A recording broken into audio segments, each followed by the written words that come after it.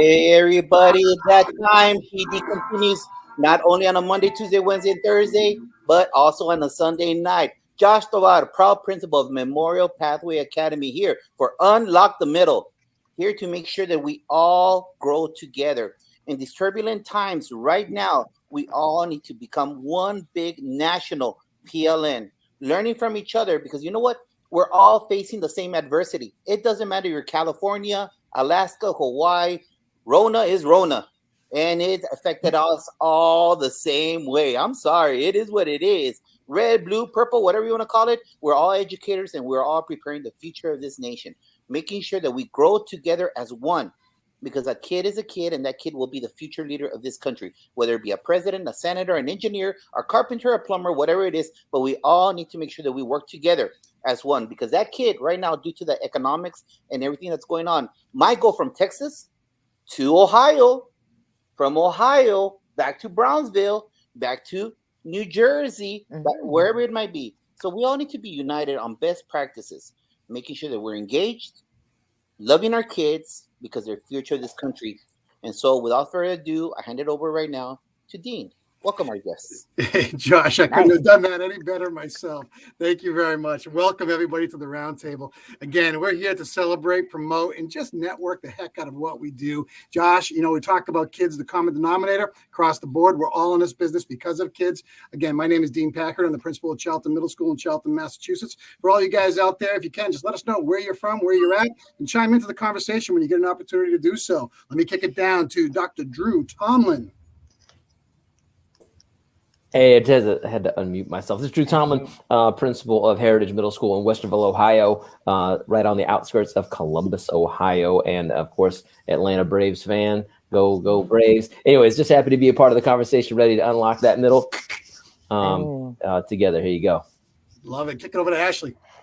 Hi, Ashley Hubner with Access Coaching and Consulting. I'm excited to be here tonight and see how we can learn and grow together. Awesome. Fonz, kick it up to you, our technology specialist. There you go. Excellent. Well, hello, everybody, and welcome again.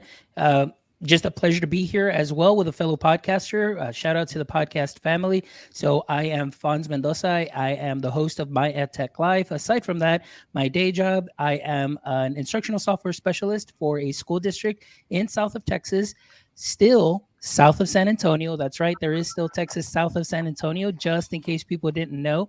And I am glad to be here with all of y'all to connect, learn, and inspire. Thanks, Fonz. And then that comes now to our main attraction tonight. Dr. Tracy Severns is with us tonight to break it down from soup to nuts. She was a paraprofessional to superintendent to rewired, and back in the business, making it happen for all districts across the state that she lives in right now. Tracy, welcome to our show. Why don't you give us a little bit of background about yourself? And it's great to have you here. Oh, well, thank you so much. It is an honor and a pleasure to be part of this important conversation. I've always believed that the work that we do is the most important work that anyone can do because we make futures happen. We hold lives in our hands, and we have to remember our power and our importance to influence the learning lives of kids because that's what we do. We serve every day. We need to do it with whole hearts and clear heads, and just make sure that each day, my whole mantra, my whole career has been about reaching and teaching kids. We've got to reach them and teach them, and that's our work. So I started my career in education at the Children's Institute. It was a school for children classified severely emotionally disturbed and autistic. It was a tough population. Any of you out there who have worked with difficult kids know that it is a challenge when you do not have a polite audience. And the gift in that is you learn to be good.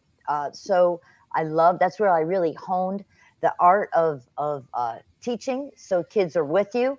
I was there as an aide for 2 years, a teacher for 2 years, a master teacher. I got my degree at Montclair in special education. I was a special ed teacher in Millburn, New Jersey. That was a tough place to be as well because parents were paying attention. And what's interesting is many times when I speak to educators, we bemoan the fact that we don't have enough parent involvement, right? We're like, oh, where are these parents? Well, we say that until you get it. And then when you get it, you're like, back off, sister. Why don't you let me be the teacher and you be the mom. What do you say? So I was in Melbourne for 6 years. That's where I wanted to do more for kids and colleagues. I got my doctorate at Seton Hall and my first shot in administration in little tiny Hope Township, 240 kids, K to 8. And, you know, a lot of times we think a small school would be easy. No, because you have to wear every hat, everything from the hiring to the firing to the bus routes was my job. And I loved it. The part that made it difficult was that 2 of those 240 kids were mine. So have any of you ever taught or worked where your children attend? I think Ashley's right. That is tough. And I'll tell you what I learned quickly is that therapy was not included in the health plan. So I had to leave. They needed to be on their own, and so did I. I got a principal job in Morristown. It was there that I really renewed my study of Spanish. So cada día cuando conduciera, escucha y repita discos compactos en mi coche, porque creo que es muy importante que puedo hablar con todos mis estudiantes y los padres. I believe that if we're going to be in this role as leaders, that we need to be able to talk to our kids and their parents. And so I worked at it. This doesn't just happen. I applied for a couple of grants. I studied Spain in Costa Rica. Viví con una familia para 2 semanas y otra vez in Marbella y Madrid in España. So I studied Español y flamenco dance. And it was really hard if you've ever tried to do flamenco. So I like, listen, I just think that when we are in communities, we have to do our very best to be able to communicate with the people who are there. And we can do that. We can set our mind to it and make that happen. So I was in Morristown, threw my hat in the ring to be a superintendent. Never did I think they would pick me. They did. And I found myself in a place where I was successful and unhappy. And if this is a short life, and I think it is, I think we should stay close to our purpose.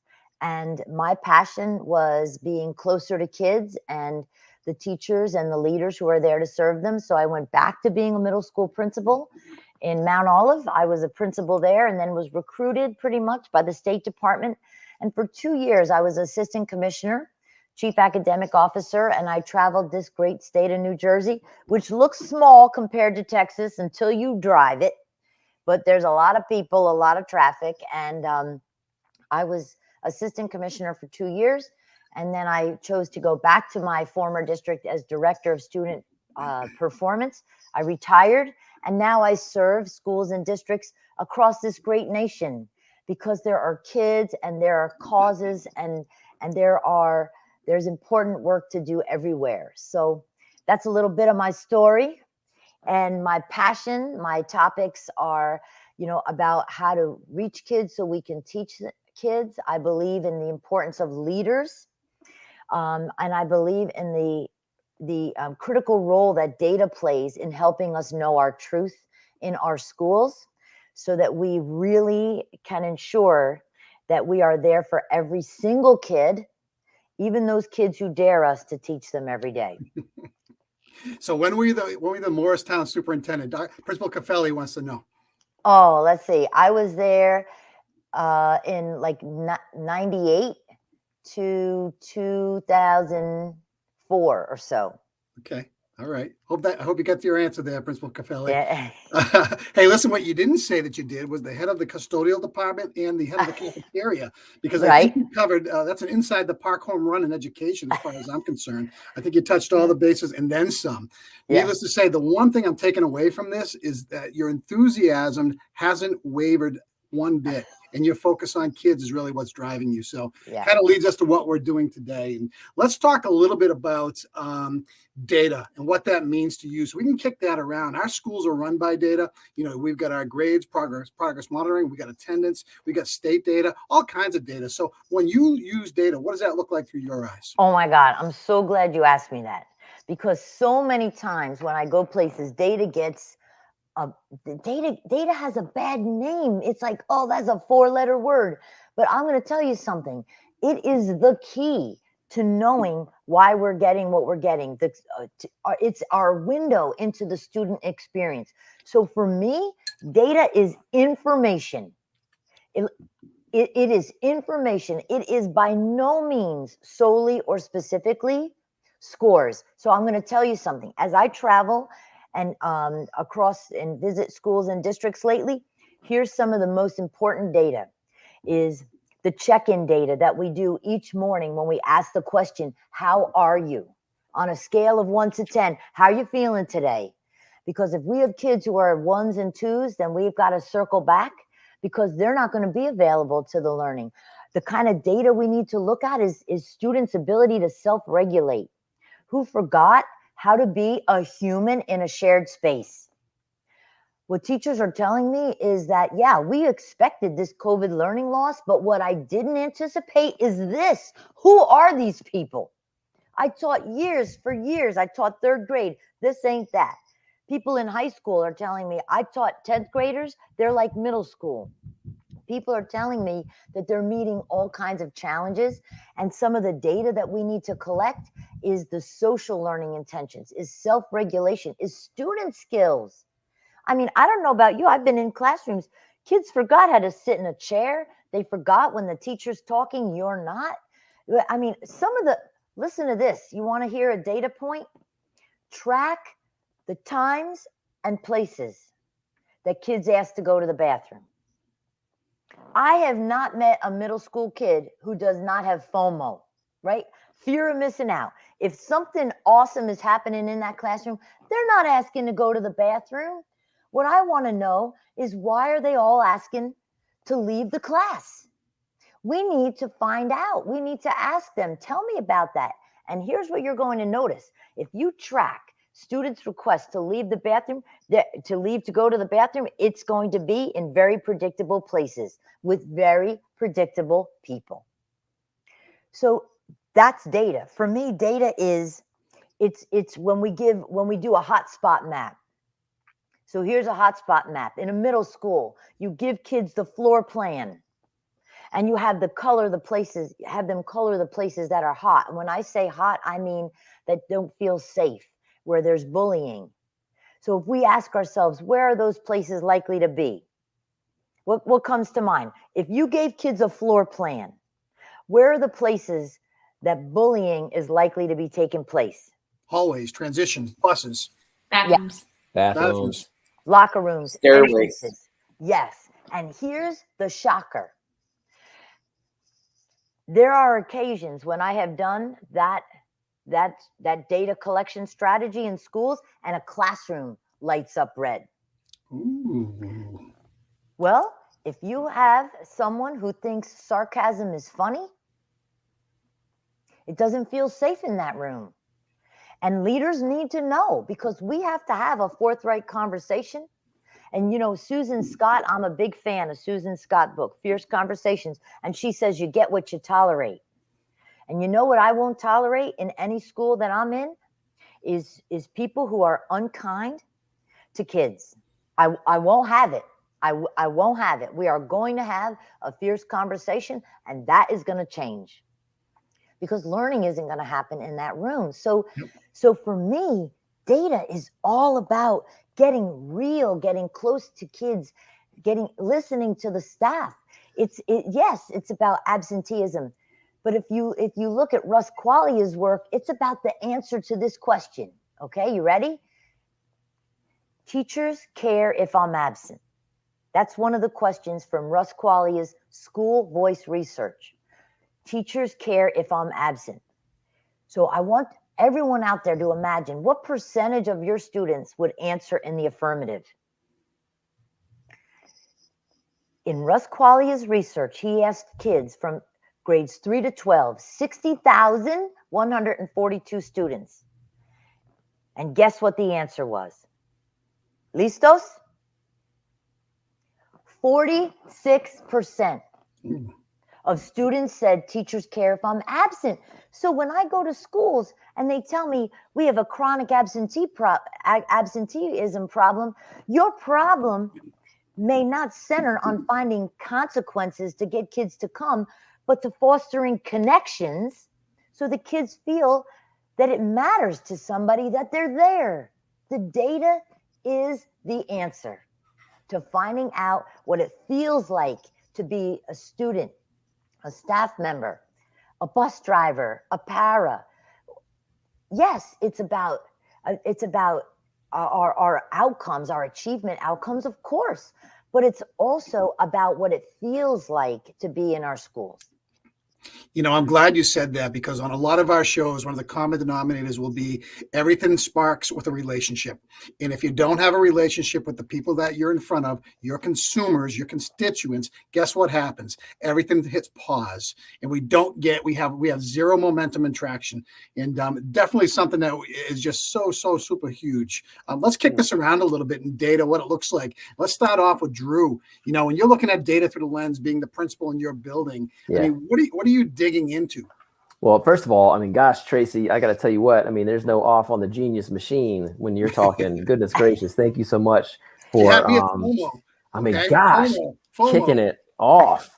I mean, for me, I know that a lot of us, our focus is on the quantitative data, that numerical data, but I could say first and foremost for a principal in the building, and I think anyone working in a schoolhouse, is that qualitative data that you capture just being out and about. Like, we get ahead of so many different issues by capturing body language on a kid, even like, you know, gosh, this girl's hair isn't what it normally is. Like, what's going on? Let's go ahead and get ahead of that. So I think that's important for us to remember too. And then, you know, we were talking about teacher attendance, and I think the word attendance has both quantitative and qualitative properties to it that we need to remember, that we can look at our numbers of people who aren't in attendance, or maybe those that are in attendance. But what about the emotional attendance? Their bodies might physically be in the room, but are they emotionally attending? And that's where I feel like this year in particular, I'm seeing a lot of, you know, just from the attrition of the school year, that is happening. And then I have one more little thing, and I want to say about like data and how we look at it.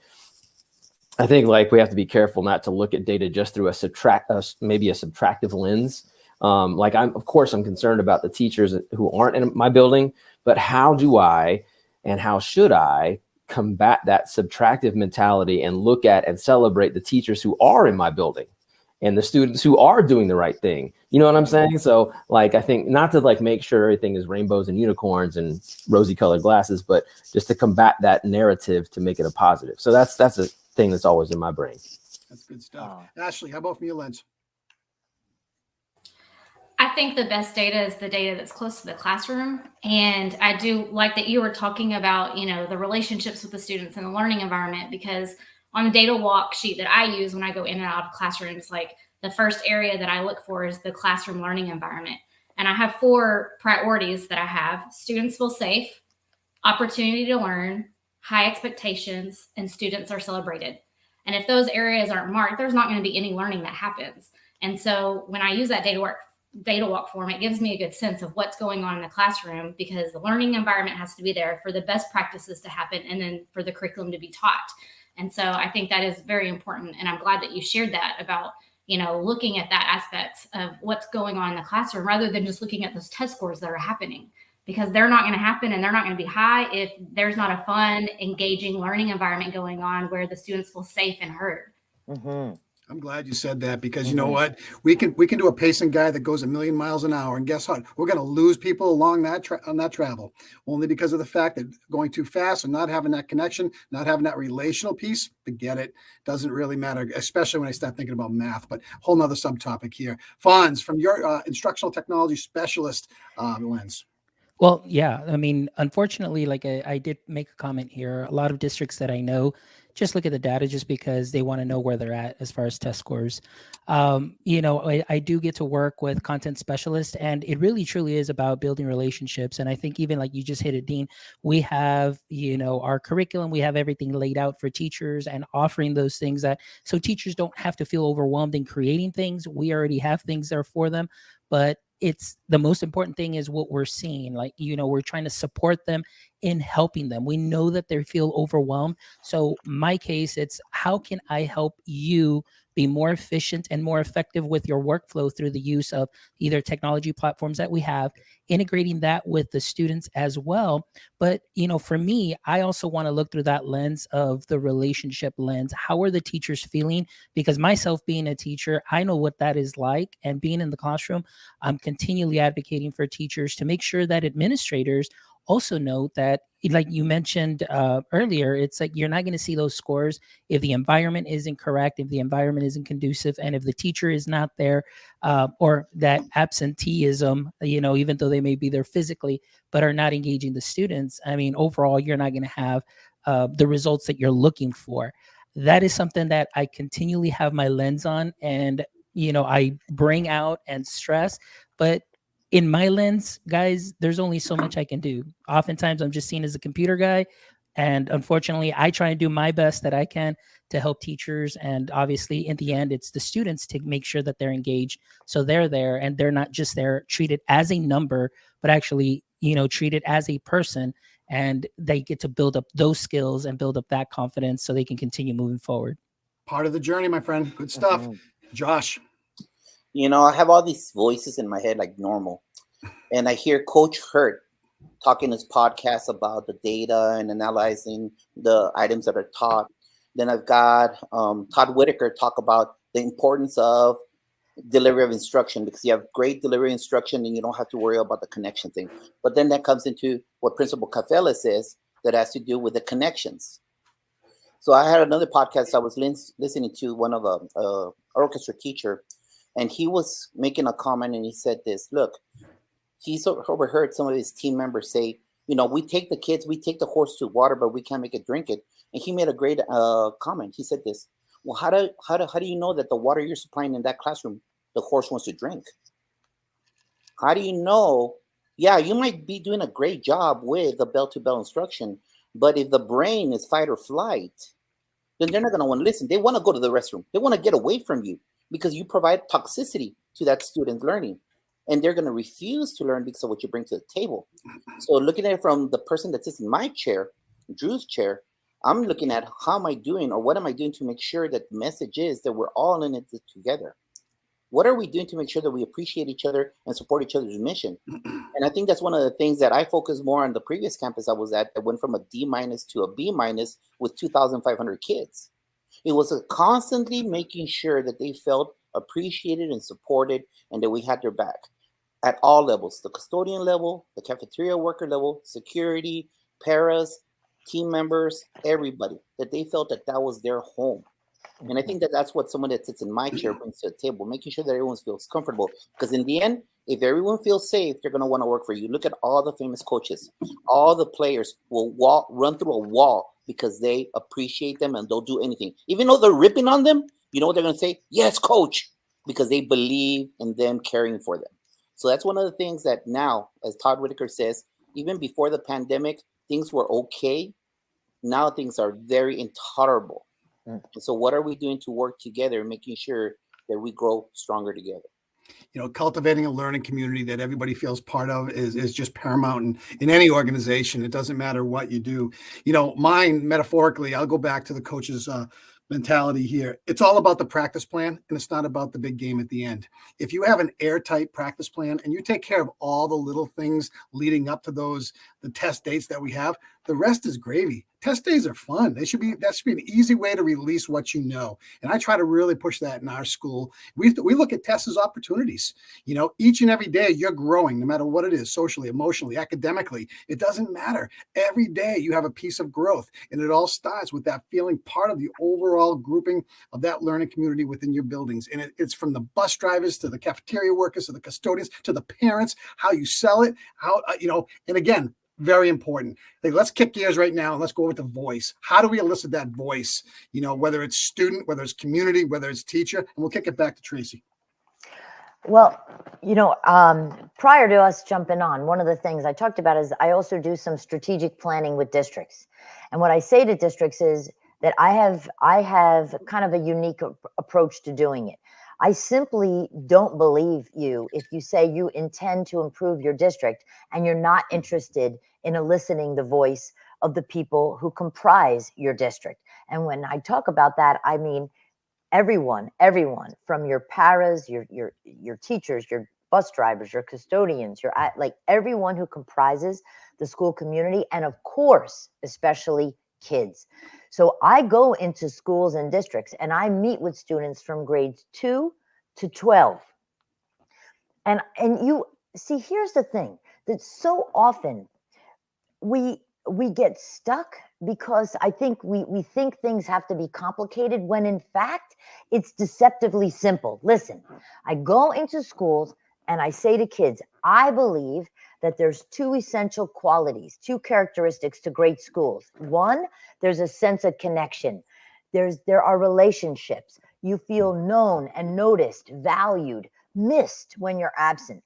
The second is that teachers teach in ways that you learn. So I have a really simple little diagram, or like it's a kind of a graphic organizer, if you will.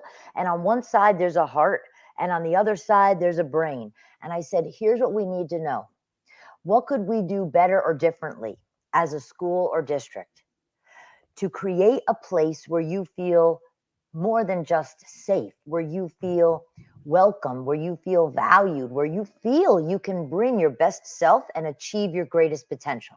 And what kind of learning experiences help you achieve at your highest level, help you grow, help you perform? And you would not believe what students say from grades 2 to 12. If you want to know how to improve your schools, just ask. They will tell you. And you need to be ready to hear what they have to say. And what a lot of kids are saying is they want more connection. They want a sense of connection to the adults. They want a sense of connection to other kids. They don't want to be in these rigid, chronologically based, grade band where they're, you have to sit here. You don't engage with them. We create these compartmentalized structures that are unlike anywhere else in the world. And they want to know each other. They want to have a sense of ownership. They want to contribute in some meaningful ways. And what I do when I meet with kids is I have them write things down. We surface what they have to say. I kind of analyze, aggregate, and present that to the district leaders and the Board of Ed. And if we want to know how to improve our schools, some of the best opportunities lie right there in the words and the sentiments of our students. If we would just slow down and listen. And here's something that I learned about. It's called contextual inquiry. It's questioning in place. So here's how it was first described to me. A hospital hired an organization to come in and provide them information about the patient experience. They said, we want to know what it's like to be a patient in our hospital. So I want you to think about how you would do that work. If you were hired to do that work, what would you do? What evidence, what artifacts, what data, what would you collect to present back to those hospital administrators? Well, they got together, and on the big day of the reveal, all the, the big brass is in the room, all the administrators are there. And the company shows hours and hours of mind-numbing video of the ceiling. Because the patient experience was one where it was completely devoid of anything that felt good, where there was, the patients laid in the bed and stared at the ceiling. And so what I like to say to people is, we need to seek to know what it's like to be students in our school. And I like to be a little bit provocative, a little bit disruptive here when I say to the people who are observing today that I believe you have no idea what it's like to be a student in your school. And until you take the time, until you randomly pick a student and you spend a whole day in their cons or their Uggs or their Crocs or whatever, you have no idea what it's like to be a student in your school. And when I've talked to administrators and teachers who've taken up that challenge, what some of them have said to me is that they had no idea. Some of them, most of them don't make it through a day. And I'm gonna send props to Heather Schwartz, who I issued that challenge at a conference I was doing once, and she took up this mantle in a way no one else has. She selected students from pre-K to 12 and spent a full day as that student. I will tell you that it opens your heart, your mind, your soul to the student experience in a way that we just don't know from our office. So I did that as a middle school principal, and I'll tell you, it was tough. And we need to go to the places like our special needs classrooms. We need to do the whole day. And I'll tell you, what many people have said to me is that they were unprepared for how boring it was in much of the day. That's just straight up truth. That's what people have said to me. That's what, quite honestly, my experience. So what would it be like to randomly pick a student in your school and have the courage to take the time and listen? You have to follow the rules. If they can't use your phone, you can't either. If they have to wait till 1 o'clock to eat, you don't go get a snack either. It's, what is it like to be a kid in our school? That is, I mean, talk about data. I mean, that's a powerful data source. It reveals connection. It reveals opportunity for voice. I tell you what, I have done that before, and it's mind-boggling when you see what a child's day is like through their lens. It is unbelievable. And, you know, not only navigating the day, but wanting to be accepted and liked by their peers and the feelings associated with that. And as Principal Caffelli said, even think about what happens when they step off that bus, when they go home to an environment that we can't control. Think about that for a second. And then we get them back the following day and worry about the things that we can control. So very, very important. Let's kick that down over to Ashley. Ashley, from the voice perspective. Yeah, so I have two things. One, I think that it is very important to reflect on all that and bring all that in, but I think there has to be follow-up and action. I think that's where I've seen the downfall in districts, is that they do go out, like my past superintendent, he followed a kid around too. Like they do that, or they do the community surveys, or they send out the teacher surveys, but then do they really take that information back? And what do they learn from that? And what do they change? Or do they just take it just to say, oh, we got our community input, and then they do what they want to do, or, you know, spin it. So I think it's really important to take the follow-up and take the feedback and do something with it. The other thing, going back to the students and the student voice, I think that's the biggest gap that I've seen in my work this year with teachers in the classroom, is that they're sitting there not engaged and not interacting, not communicating with each other, not communicating with the teacher.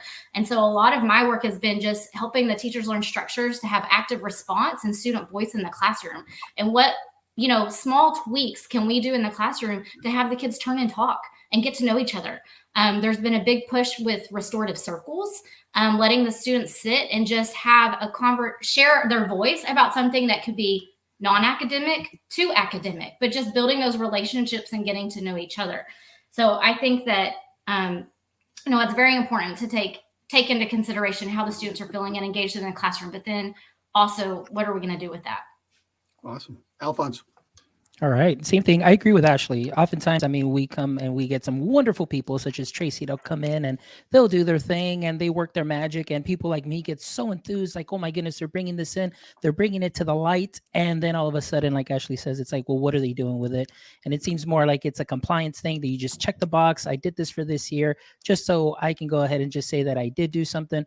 But then there's no follow up, and, you know, there's nothing that is done. And that to me is something that is disheartening, because I can see that there could be so much that we can learn from our students. As a matter of fact, I had a guest several podcasts ago, Bo Neal. He's founded an online charter school, but he said while he was teaching, he said, if I wanted to get better as a teacher, I would talk to my students and have them evaluate me. If you think about it, students have seen every single type of teacher there is, all the way from pre-K, K, all the way to 12th grade. Do you not think that they have expertise on what works and what doesn't? They have seen everything. So it would be great, like I agree with Tracy, to be able to get that feedback, but to actually do something with that and be very proactive and change that culture. By changing that culture and establishing just that rapport with the students where they can come in and they know that they're going to come into a safe place, safe environment, because for those 8 hours, it may be the safest place that they may be before they go home. And then I remember I would tell my kids, hey, just when you're in my class, be a kid. We're going to have fun. Don't worry about what's happening out there. But then as soon as you get home, do your homework real quick, take a nap, go to sleep, and whatever it is you need to do, but just come back here tomorrow and we're going to get ready to do what we can. And you're, again, just be a kid and have fun while you're here. So we need to take a lot of those things into consideration as well. You know, we got to look at an action step for the follow-up. What does that action step look like, and how do we drive that back into what we're doing? So great points right there. Drew. Yeah, I mean, unfortunately, one of the things that I've got in my head right now is, man, I don't think I'm doing this right. You know, like when I think about like how busy I am during the day, like the following a student, I mean, that just, of course, that's what I should be doing. And I can always go back to, Mom, I'm too busy. Like that's what we always can say, oh man, I'm too busy. I'm covering classes, you know, and that kind of stuff. But sometimes busyness is not the business that we should be in. So I got to remember that, like, what's the important stuff? I think for student voice, for me, it's about the micro things and the macro things that we do. Like so much of it, as we've all said, like is the micro level, like what happens in those small interactions at the classroom level, at the hallway level, cafeteria level, thinking about, you know, whose names do we know? Do we call students by names? Do we know how to say their names? You know, which kids don't we call on in class? Which kids do we call on? Who do we praise in class? And specifically and genuinely praise kids. That's at the micro level, and that builds that sense of self-efficacy and agency in kids. Like, oh man, I belong in this school. That's cool. And that brings out that voice piece. And then I think about the macro stuff too, like those structural and systemic elements that we have in our school, which, you know, who do those structures privilege? And who is not privileged to be in those structures? You know what I'm saying? Like, is it truly an inclusive environment, or are there certain structures that exclude kids? You know, so for instance, we had a fall social after school. It was from 3 to 5 p.m. So that way there wasn't like a busing, you know, issue right there with transportation. And we also made it 100% free. And at first I was like, oh, I don't know, guys, if it's 100% free, we're going to get run over by the number of kids that come into this fall social. And what I found was, you know what? Yes, that's how it should be, because no kid should be excluded from just being a part of a school function because there's a cost, you know? So let's make it free. And 400 kids of our 942 kids came, and they had a blast. And so that's just one of the things that, like, you know, the micro and the macro, those structural things that we have in our schools, that do they invite voice, or do they invite only certain voices? Josh. Look, being a horrible high school student myself and being an EL student from another country learning English, you need to engage me. Hence a lot of the decisions that I made in high school. So that's always been one of the whole things is when we go to PD, adults, and we go to central office, they talk about engagement, but they're lecturing to us in the most boringest way ever. So I always tell our team members, don't bore me. Engage me, use technology, use stations, use corners, use snowball activity. And so whenever I've had the situation in my current chair is that I make sure that our team members, when they do book studies, when they do perform PD, and myself also, that it's always engaging, that they always do it, because they got to take those skills into the classroom.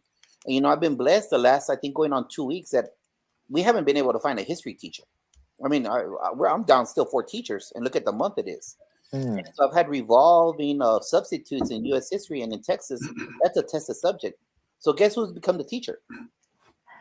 So I've been teaching for the last 2 weeks, and you know what? It's bell-to-bell instruction, engaging, corners, jigsaws, everything that has to do with it, because those kids the kids that I'm educating are the ones from El Salvador, Honduras, Vietnam, Ethiopia. They have no foundation about the Civil War. So what am I doing even more to make sure that I create dendrites for long-term learning? and it's only one way: visuals and engagement. Mm-hmm. Just like all of us, when we go to PD, when we go to central office, we want to be engaged so that we make long-term connections with our dendrites. I'm glad, and that's another thing that's really important. That overall engagement piece. Walk by any classroom. If you see half the class just with the head down, they'll tell you they're engaged. They're auditorily listening, but they're not really fully functionally engaged in the whole thing. That master teacher has those plans and has those tricks in the toolbox that really light up the room. Watching kids converse, watching kids figure it out, watching them come together. I mean, that stuff, that is where learning really, really takes place. And, that's when a teacher becomes a facilitator rather than a teacher. Think about driving that train forward. Everybody wins with that. Hey, the last piece of this puzzle tonight is connections. Tracy, back to you. How important are connections, and how do we wrap this whole thing up? Well, connections are everything. Until we reach kids, we can't teach them. That's it. They have to know you care. They have to know they matter. They have to know you see them and value them. I mean, it is I learned a long time ago, whether I'm doing PD with adults or working with kids, that the way to the head is through the heart. The way to the head is through the heart. I mean, do you love? And I will tell you, I speak unabashedly of the power and importance of love in schools. I'm about love. We have to love our kids, our colleagues, our craft, our community. We have to lead through love. And, connections is, and one of our colleagues here said, do you know how the brain responds when we just say someone's name? I mean, in schools that just endeavor to ensure that everyone knows each other's names, that's huge. When we just, look at each other. I mean, I worked with a vice principal once, and I had to stop her, and I said, where are you going? That is so much more important than who you're walking by. You need to look at them, see them. Everyone knows what you think about them because it's right here. Your eyes speak to their soul. And I want to offer a suggestion for people who want to look for ways to connect or surface voice, or like Ashley was talking about, or how to adjust our teaching so the kids are learning. It's a MLOSA. Now, I didn't say mimosa, Dean. I already know that you're thinking of mimosas. I don't know you well, but I'm feeling you right now. So a MLOSA, ready? Here it goes. What should I think about your experience in my class so far? To teach you better, right? To better teach you, what could I do? Here it comes. More of, less of, same as. So I want you to picture, here, I'll write it on my little piece of paper here. This is a great tool that you can use, like Ashley as a coach, right? Fonz as a tech person. When you work with others, what do we need to know from people? A MLOSA, here's how it goes. What could I do? More of, less of, same as. Ask. They will tell you. We've got to ask. A MLOSA is a simple tool that we can use in whatever role you're in.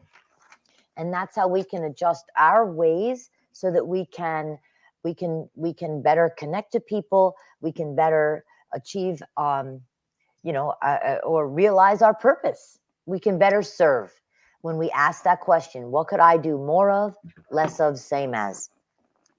Better serve. I think therein lies the whole thing of what we're all about. Drew, down to you. We're in the red. Drew, we're in the red zone here. Okay. I know. I'm going quick. I had to unmute. I think the key thing is like you said, we're humans first. I've worked in some schools that have great positive PBIS programs, but nobody is positive to each other, the adults in the hallways, that kind of stuff. That's where it starts. And just, I think one of the keys with connection is just remember what you were like, especially as a young adolescent. Man, if you remember what you were like, that odd feeling, that icky feeling, that outcast feeling, go there. And that can help you sometimes connect with a kid who might feel disconnected. Yes. Boom. Principal Toba. I would just say in this case is making sure you find everything. And as per the question that Principal Cafele asked, is making sure that we connect with them by finding about who they are. Lately, I've had to learn Amharic, Pashto, Vietnamese, There's different dialects of El Salvadoreño, Costa Riqueño, all the different versions of that Spanish. And you know what? Finding out about their culture, finding out about their ways. Our young ladies from Afghanistan, speaking to them in their Pashto, their language. It's all those things to connect with them. Because you know what? We're on the same mission of making sure that they're successful, making sure that they're proud Americans when they graduate with their high school diploma and whatever career path they want to take. But the only ways they're going to feel that is by making sure that our home is a safe place for them. And they're only going to feel safe if we do not connect it to their culture, their lifestyle. Like Principal Cafele always says, listen to their music, find out what they're saying, and then you really know what's going on in their head. That's why you can connect even further into the spiritual level. Because you know what? Music connects with every level of spirit. And once they know that, you know what? Kids don't care how much you know until they know how much you care. Ashley. I like to think of the saying of, you've heard happy wife, happy life. I like to think happy teacher, happy class. And so a lot of my connections, all of my connections are really with the teachers and trying to build that capacity within them so that they can perform the best that they can in their class, which leads to student success and a happy environment for them to learn in. And so I think just building connections, the biggest thing that I've used is just that conversation, like listening to them, but then reflecting on the conversation and then acting. Like I said, there has to be follow-up. There has to be something. I've always led with, I give more than I take. So I always try to offer as much as myself to anyone who needs me that I can, leave them a little something so that they can go forward.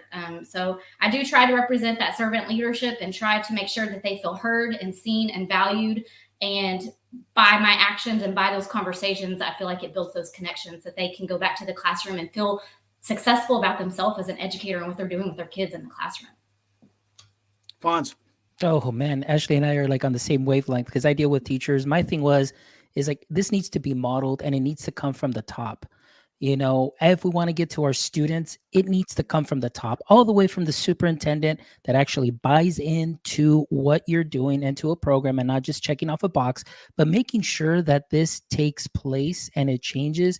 And then that way, all of the CNI department is on this together and that's modeled between them. And then this can be brought up to the teachers because I agree with Ashley. When the teacher is very happy, the students are going to be very happy and it's a trickle down effect.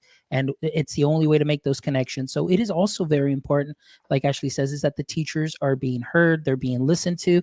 And it's okay as a principal, say, hey, how about you evaluate me? What can I do? And be prepared for some of those hard truths. And even up at the top, say, hey, evaluate me. What are some things? Because sometimes we need to turn the mirror on ourselves to see what it is that we're doing and that we're giving off. And this is a team effort, but we need to make sure that we're in this together and that there is that, follow through. And I think that that's one of the things that I am frustrated with, that sometimes these great people come in, but then the follow through is not there. And then the program just dies without it even seeing the day of, or the light of day and making its way out into our classrooms. Two things resonated with me. Number one, lead through love. I absolutely adore that because everyone knows if they are feeling loved. I'll tell you right now, that is so glaring. And the second thing is, listen up closely, meet people where they're at. Not just kids, teachers, community members, any constituent within your learning community. Meet them where they're at. You don't always have to agree. You can always find common ground, but people love to be heard. And they want to know that you give them the time to be heard. Okay. From there, anything can happen. Listen, we've got under a minute and a half to go. Tracy, what advice do you give to all of us here to make our schools just that school where everybody needs to be part of? It's to lead through love and courage, to have the difficult conversations when they need to be had, to serve selflessly, to as Ashley says, to give it away, to truly show up. And we talked about that earlier. There's a difference between being present and really showing up. I think we have to show up with our head, our heart, be willing to lend a hand, and to remember every day that we do the most important work of all. We do incredibly important work. The stakes are high. We are needed. We've got to stay in it, and and just bring it every day. And I think a recurrent theme during our conversation today is that continuous cycle of improvement includes 3 steps. Assess, that means just gather the information. Analyze, make it make sense, and then for goodness sakes, act. Do something. Do something. If we want things to change, something has to be different. Let's be bold. Let's be courageous. Let's live up into our greatest dreams and make it happen. Well, I got to tell you something on behalf of everybody here tonight. I got to say this to you, Tracy. You remind me of Susie Orman and her passion for financial literacy. Your educational literacy here. You are just taking it to a new level. And it's so important to have that energy behind what you do too. That mojo. You walk the talk. You do all the things and you lead by example. It's been a great show. It's been great meeting you. And everybody here on the panel tonight, Fonz, Ashley, Drew, Josh, as always, fantastic night. Outstanding. Listen, what I'm going to say to all of you, continue to keep being better. Continue to keep working hard. I ask everybody to stay on. Listen, everybody out there in Unlock the Middle Land, have a great week. Continue to make a difference because your kids deserve it. Yes. Everybody stay put.